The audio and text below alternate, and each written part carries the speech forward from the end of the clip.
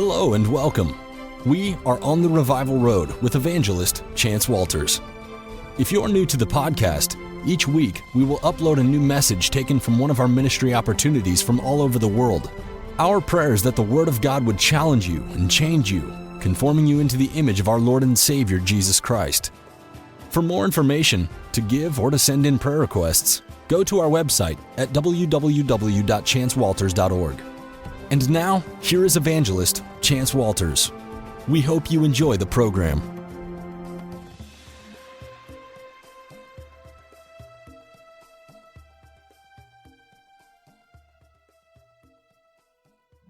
Wow, what an amazing praise and worship time. Thank you guys so much for letting us come. What a great way to end to singing holy, holy, holy.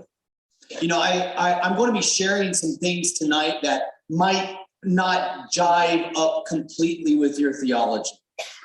But I'm going to ask you to make yourself vulnerable to something that might offend you.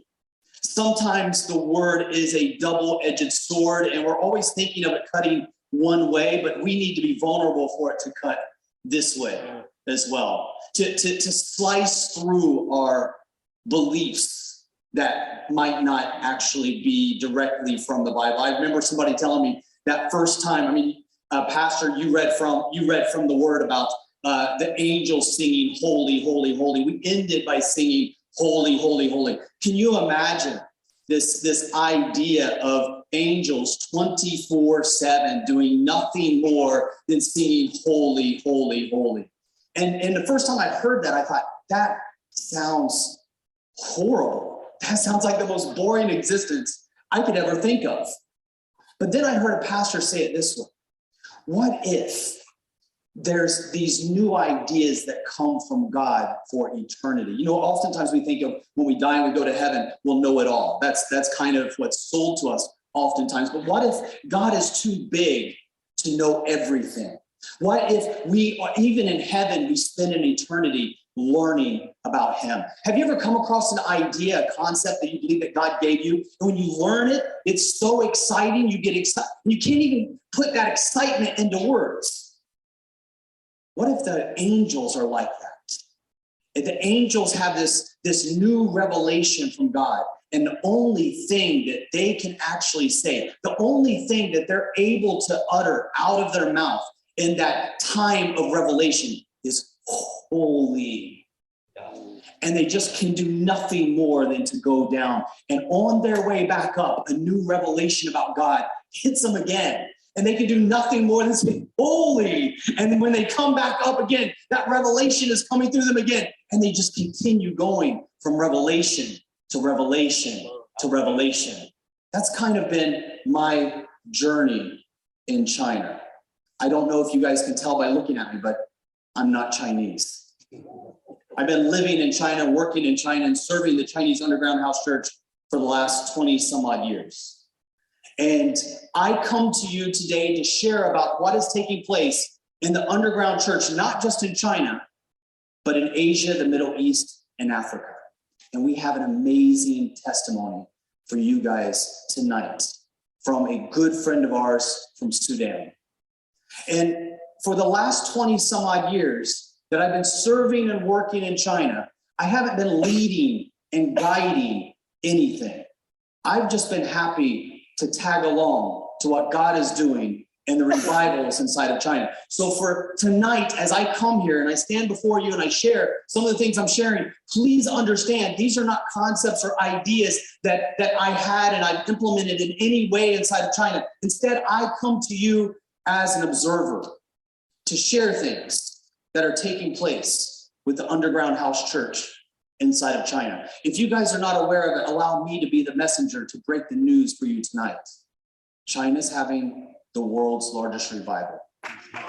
It's not even close to anywhere else. We're looking at about 28,000 to 30,000 people coming to Christ every single day, about 1 million a month.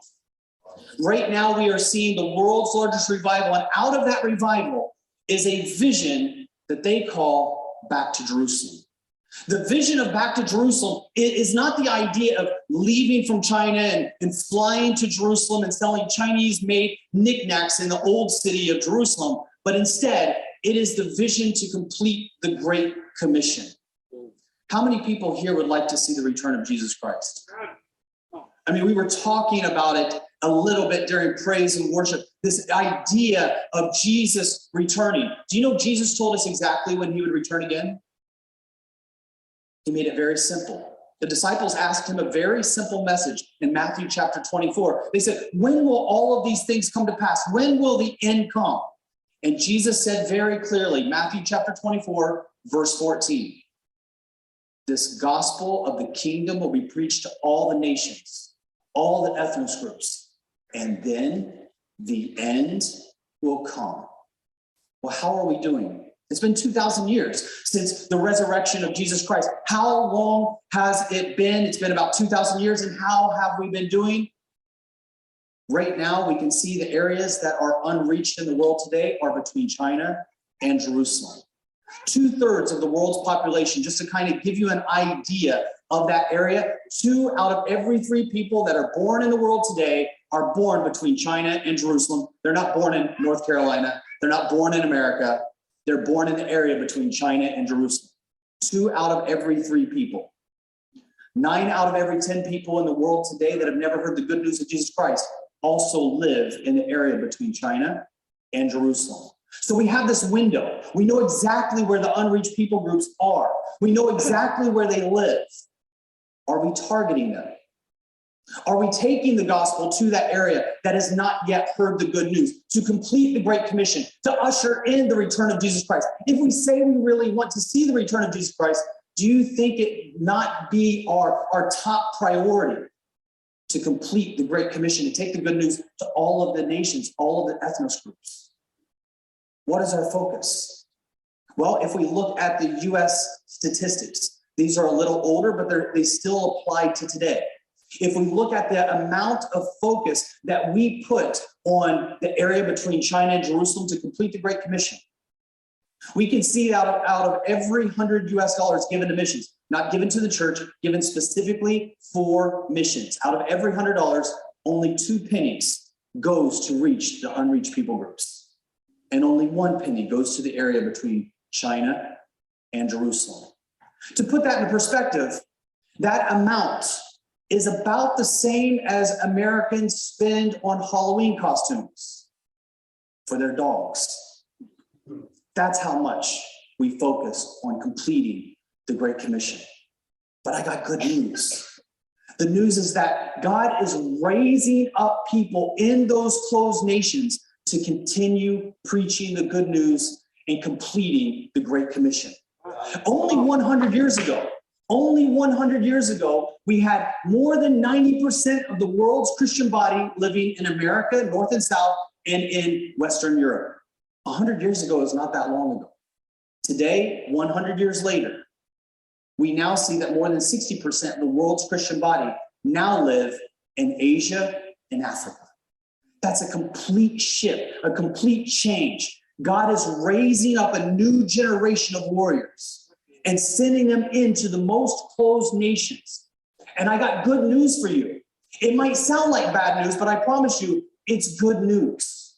The good news is that as these people groups raise up and start preaching the good news in closed nations, we are seeing the unreached people groups, the area that they live in, get smaller and smaller. The number of unreached people groups are growing fewer and fewer.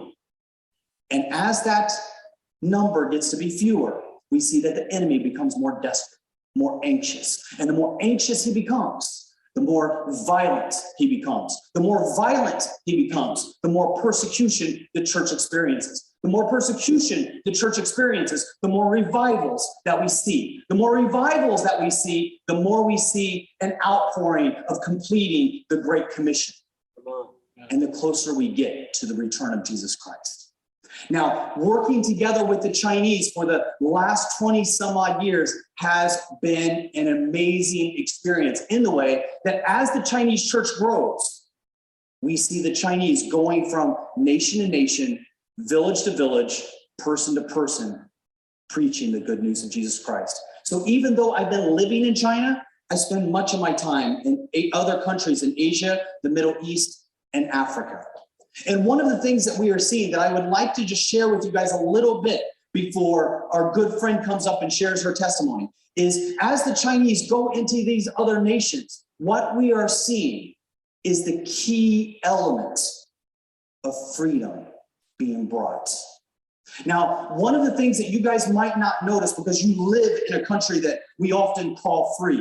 We live in a country where we can have a service like this. But, and this might sound a little offensive. You need to know that my background is in the U.S. military. I did 2 tours in the Persian Gulf. My oldest son is commissioned in the U.S. Marine Corps. My youngest son is in the Air Force. So I say this as someone who knows what it means to serve this nation. But the Chinese, in observing them, I have learned that they have freedom in a communist country. They have freedom that can't be legislated in and cannot be legislated out. They have a freedom that I have come to realize it is not nations that give freedom to believers, but it is believers that give birth to free nations. And the message that they bring is the message that the enemy is dying to stop. And in every nation that I work in, I see the enemy when he takes over. And it doesn't matter whether it's communist or atheist, Buddhist, Confucianist, Hindu, or Muslim. Every nation that the enemy takes over, every area that the enemy takes over, the enemy always does one thing first as an attack. Always one thing. Stops freedom of speech. Always. Why? Because how will they know if they haven't heard?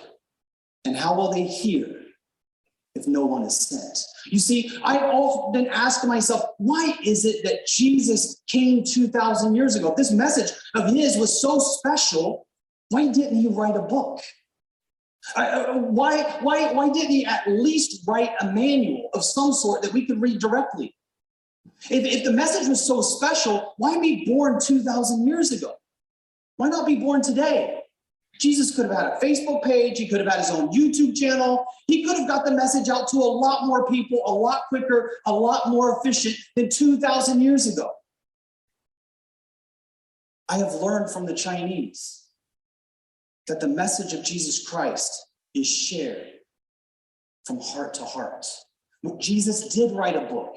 He wrote his message on the hearts of his disciples. And then he told those disciples to go out and write the same message on the hearts of others.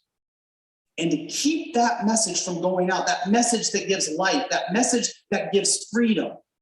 The Bible says it very clearly. Where the Spirit of the Lord is, there is freedom. Where the Spirit of the Lord is not, there is not freedom. So we see this need of the enemy to stop this message from going through. So how does he do it? By stopping the freedom of speech. And it's often disguised as something that is to stop the message of a lie. The truth is never stopped because of a message of we want to stop the truth. The truth is always stopped because they say we want to stop lies. But the lies will never defeat the truth. The truth, capital T, will always defeat a lie. Always. So the way to get to truth is more speech, not less. Because if you can introduce just a little bit of truth, it will defeat an entire room of lies. The enemy of lies is truth. The enemy of truth is not lies. The enemy of truth is silence. And tonight, we have an amazing believer in Christ who would not remain silent. And in fact, she shared in her book that we have brought here and made available that one of the main things that they kept saying to her in court over and over again, the judge kept telling her, shut her up, stop her from speaking. Everywhere she went, they tried to shut her up. Why? Because inside of her came bubbling out this message of truth, and it was defeating the enemy of lies. And out of that, I have seen her go through persecution that she's going to be sharing today. But it's not just her persecution that I've been witnessing for the last 20 some odd years. I've been watching and witnessing the persecution of those inside of China as well. And for me, as I witnessed it, I didn't understand it. It didn't make sense for me. It didn't mesh with my Christian American theology. My Christian American theology told me before I left for China that I serve a victorious God. And out of that victory, I am always stomping my enemies. I am always defeating my enemies. You know, when I was a little kid, I remember singing a song that said, "Let God arise and our enemies be scattered," right? I'm not as good of a singer as the brother that was up here earlier, but that's a song that we sang. Let God arise and our enemies be scattered. And sometimes as a little kid, I remember playing with the word saying, "Let God arise and our enemies be splattered." And then I read the story of Stephen more clearly after observing the church inside of China. And I realized that that song didn't really mesh up with my ideas of what I was seeing. I don't remember ever singing, let God arise and his enemies stone me to death. That didn't have the ring to it that I wanted it to. And when I first got to China, I remember trying to work with the Chinese, but I felt in my mind, guys, you are praying for the leaders of this nation and they're persecuting you. I remember being on my knees and praying together with them as they prayed for the president, as they prayed for the leaders, as they prayed for the nation. And it was hard for me because I saw that those leaders, I saw the Communist Party of China persecute the Chinese. And I thought to myself, okay, before God can move, guys, we need to fight back against the government. That was my background. You guys need to arm yourselves. Make this stop happening. At the very least, you have to do a march in Beijing. And if you can't do that, at the very least, write some angry Facebook posts. But I saw that God was moving even though there was persecution. And the more persecution that I saw, the more I saw God move. And then I realized, what if there is this idea of persecution being the constant companion of revival? What if we see this, the comfort being the constant diet of the apathetic Christian? What if that God is using this to refine his church? That's not easy for me to accept. So I'm sharing with you a theology that as I'm watching the Chinese, it's crucifying me as a witness. And so I'm sharing just a little bit of that crucifixion experience together with you. Let me just share really quick. I remember when I was in Napa Valley, California, where they sell some of the best wines in the world. And I'm together with the winemaker and my wife, and we're walking through a vineyard. And as we're walking through the vineyard, I remember that year, 2013, they had almost no rain. And I told my wife, this is going to be a horrible year for the crops because they don't have rain. And I remember the winemaker stopped and he said, "Why would you say that?" I said, "Well, because you need rain. I mean, I know what you need for crops. I grew up on a farm in Indiana. We had nothing but corn. My hometown had like 100 people if you counted the pregnant women twice. We had one street light and it blinked. I know what it takes to grow crops. You need water, you need sunshine, and you need good soil." He said, "Yes, but not for wine. You see, for wine, if you get a really good soil, if you get a lot of rain, if you get really good sunshine, you get what's called lazy grapes." I'm being punked. I've never heard of lazy grapes before. He said, lazy grapes are what you buy in the store. They're big, round, juicy, voluptuous, but they have no flavor. They're full of water. Lazy grapes use all of their energy because they get so many resources into making beautiful leaves on the vine, but they don't make good grapes for wine. And in order to make good grapes for wine, you need to plant your vineyard on hard soil. That's why Napa Valley is so well known, because it's volcano ash. And so we plant our vines on the volcano ash, and that volcano ash creates resistance for the vine. And the vine, in order to get nutrients, because it's not getting it from the sun, it's not getting it from the rain, it's not getting it from the soil. So what the vine has to do is break through new layers and go deeper, looking for nutrients and moisture. You ever hear somebody tasting wine? They say things like, I taste chocolate, strawberry, motorcycle tires. They say these weird things. And I'm thinking, do they add those flavors? It is the winemaker that is able to identify the different layers as the vine roots break down looking for nutrients. And because there's not a lot, they put all of their energy. The struggling vines put all of their resources in making beautiful, little, small grapes that are not pretty to look at, but they're intense in flavor. I submit to you tonight that I'm bringing you a grape that is intense in flavor. I believe that she has been pressed and she has been put in rough ground, and she is bringing to you the fragrance, the taste that is satisfying to the winemaker. When I've been in China and I've been seeing the persecution that the Chinese have been going through, I have been excited as they go into other nations like North Korea. So I work with them in North Korea. I work with them in Iran. In fact, we have a book on North Korea there at the back. You guys can get that. I don't think I brought one of those here. But we have a book on North Korea at the book table. All of our books, by the way, are available for donation. So any donation you give, you take whatever books that you want. And if you don't have a donation to give, you take whatever books you want. You don't have to give a donation to get the books. We want to invest in you to pray for the persecuted church. And we've been seeing the Chinese working in places like North Korea. I work with them in Iran. In fact, all of the funding that we are raising on this tour is going to support a safe house for women that have been oppressed in Iran. And to share with you what's going on in Iran, we have a free ebook that we would like to give to you.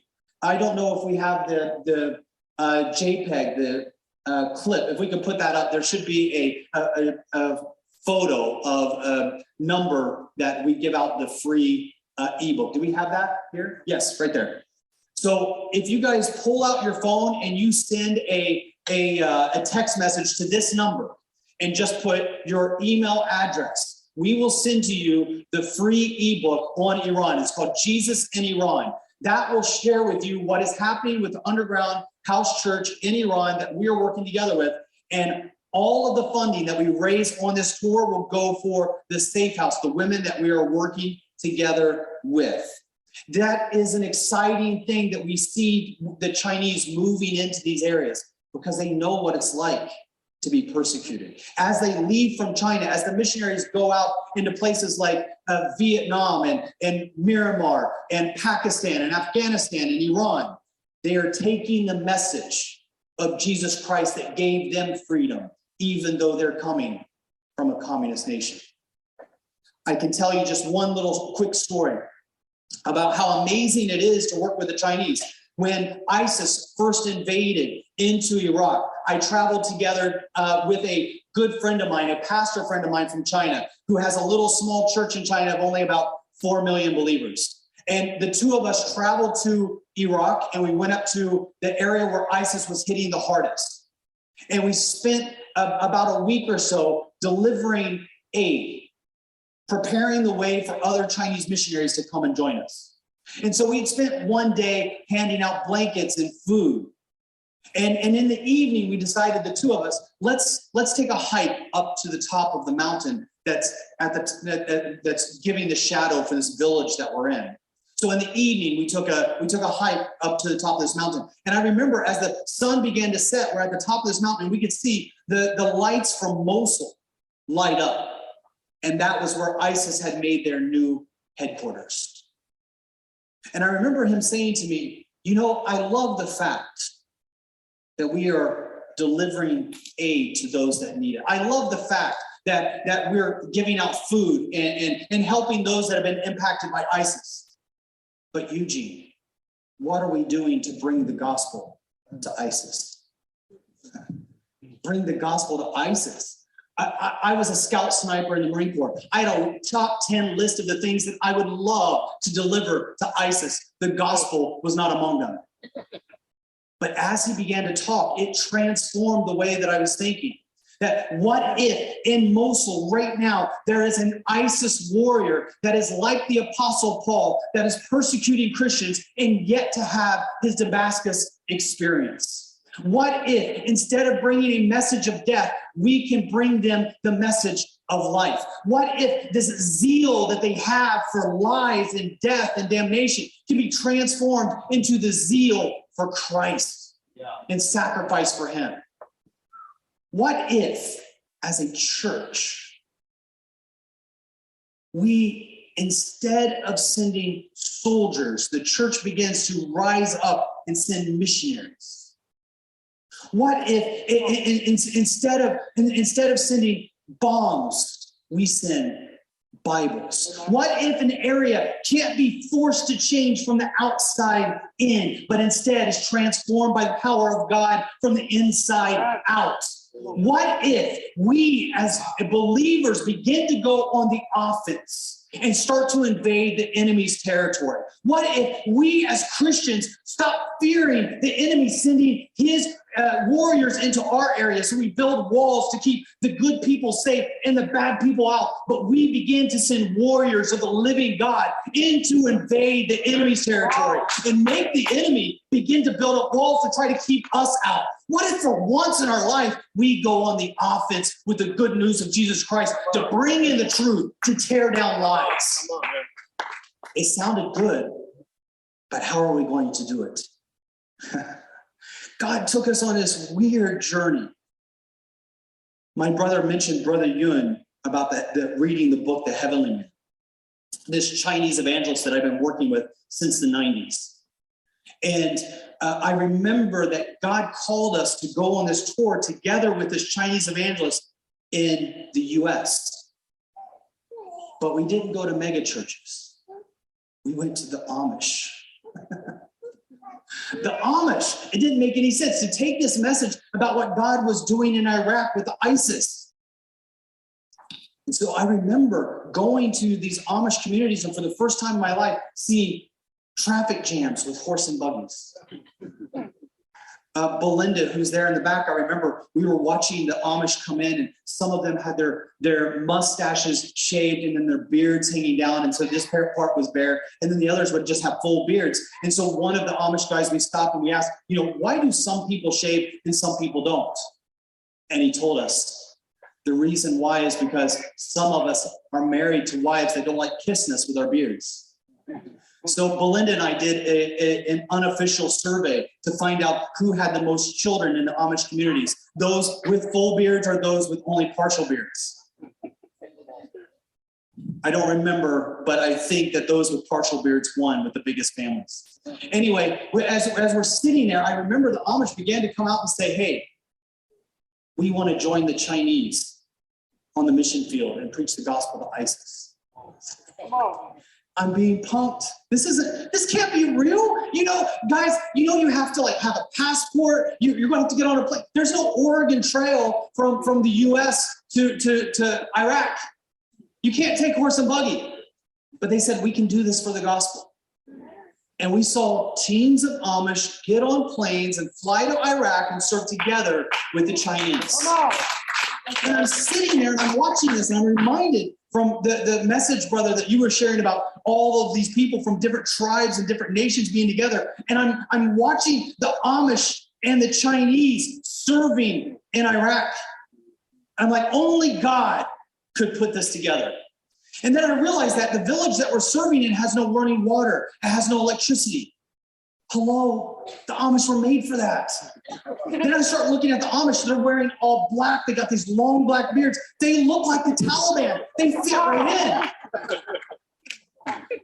And I have to tell you, the longer I serve Christ, and some of you might find this offensive, the longer I serve Christ, the less value my American passport has to me. Because I can be sitting on a plane with somebody on one side that is from my hometown. He knows my culture. He speaks my language. He eats my food. They know everything about the jokes that I say. They get the cultural context. And on the other side, I can have somebody from Pakistan that doesn't understand a word coming out of my mouth. We don't share the same culture. We don't share the same language. We don't share the same passport.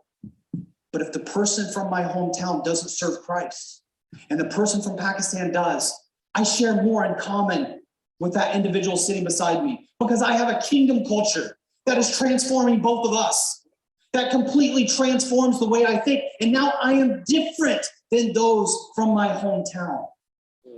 So watching the Chinese together in Iraq with the Amish is an amazing experience.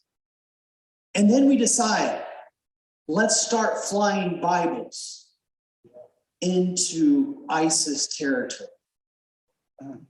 And the Amish learned to be pilots of drones. And so we bring out drones and we get them mounted up and we begin to fly over ISIS territory, running operations, doing Bible drops on their villages. And we put a camera on the bottom of our drones so that we could film it. Would you guys like to see that video? Yes, no. If only we would have brought it. No. So we have it. It's a 60-second video, but I have to warn you, it's not a very Christian video. You know, as we began to film, and we thought, let's take a small clip and show us flying over ISIS territory, dropping the Bibles, we tried to put Christian music to it. I was like, no. I want to feel like we're in battle. I want to feel like we're in war. I want to feel like something that there's a feeling that inside of my teeth, I'm shaking. I want something from Forrest Gump, Vietnam, as we fly over. So if we can play the video, you'll see it's only 60 seconds long. And the part where we drop the Bible is very, very good. So the Bibles that we were using on that drone, they were a little bit too big. They were these credit card size e-readers that we had put together by a group of hackers. Every year, Back to Jerusalem hosts a hackers conference. We bring in hackers from all around the world, and we find new ways to break into the enemy's kingdom, to invade his territory with the good news of Jesus Christ. So we had these small little Bibles that we had created that were e-Bibles, and you could read the Bible on these e-Bibles that are about the size of a credit card for about 5 to 7 years without charging the battery or changing the battery. Take that, Apple. So we had these amazing Bibles that we were able, but because of the payload restrictions on our drone, we were only able to deliver about 3 Bibles at a time. So then we decided we have to get something smaller. How many people here have seen the Jason Bourne series? Okay, I haven't because I'm a Christian. But if you've seen the Jason Bourne series, I'm just kidding. You have this scene in the very first one where they get this agent, they pull him out of the water, and then they go through and they're trying to take rounds out of his body because he's been shot.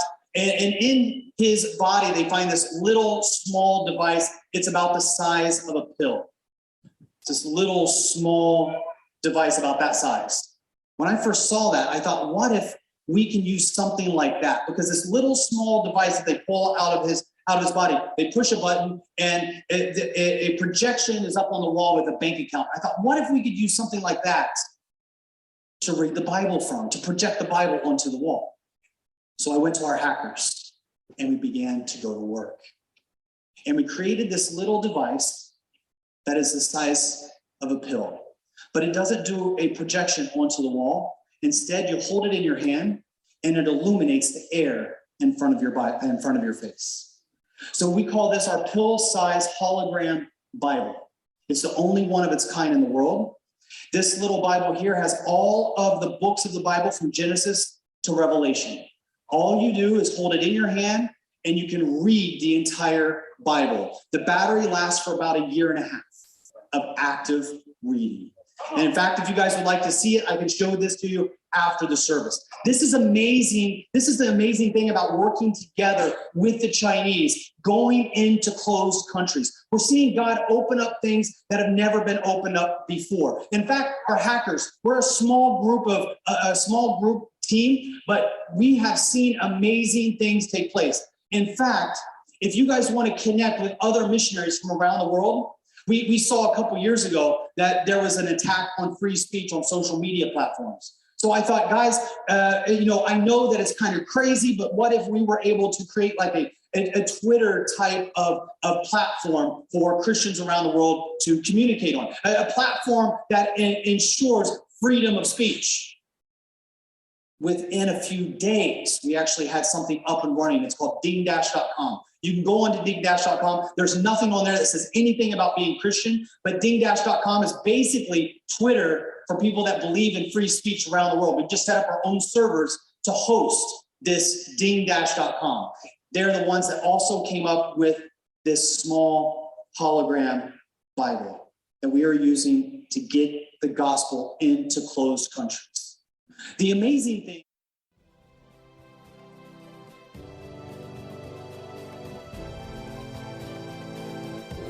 This program was made possible by the generous partners and friends of Chance Walters Ministries International.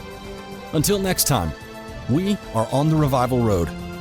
For more information, download our free ministry app or go to our website at www.chancewalters.org.